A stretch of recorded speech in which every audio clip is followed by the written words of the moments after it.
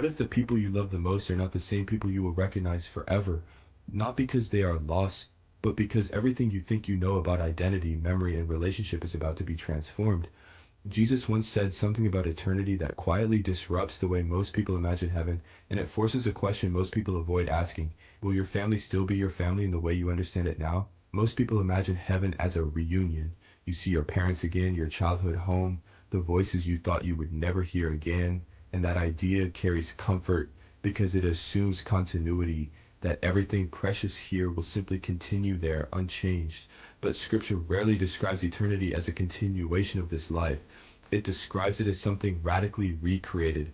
In 1 Corinthians 15, Paul says the resurrection body is not just healed or restored, but transformed. Something old dies and something entirely new rises, not weak becoming strong, but mortal becoming immortal. Then Jesus adds something even more unsettling in Matthew 22. In the resurrection, people neither marry nor are given in marriage. That single statement quietly destabilizes one of the deepest human bonds we know, family structure as we understand it. And then the pattern continues. After Jesus rises from the dead, his closest followers often don't recognize him immediately. Mary mistakes him for someone else. Disciples walk with him without knowing who he is.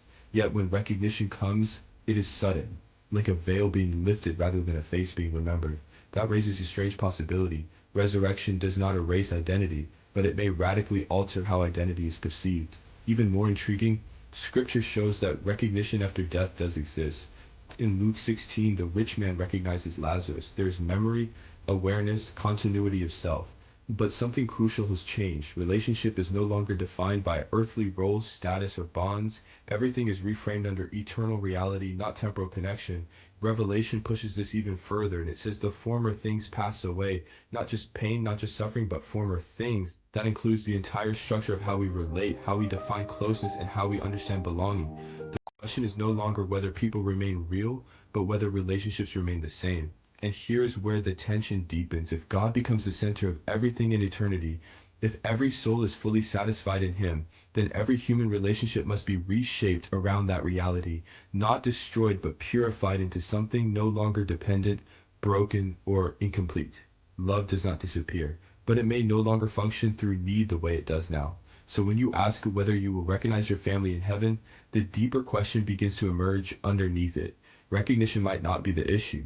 The real mystery is transformation. If you are changed, and they are changed, and everything is seen through the presence of God fully revealed, then what does family even mean anymore? And maybe the most unsettling part is this.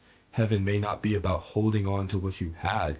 It may be about becoming something that no longer needs to hold on in the same way. So, the final question is not just whether you will recognize your family in heaven, but whether what you become will finally allow you to understand what love was pointing toward all along.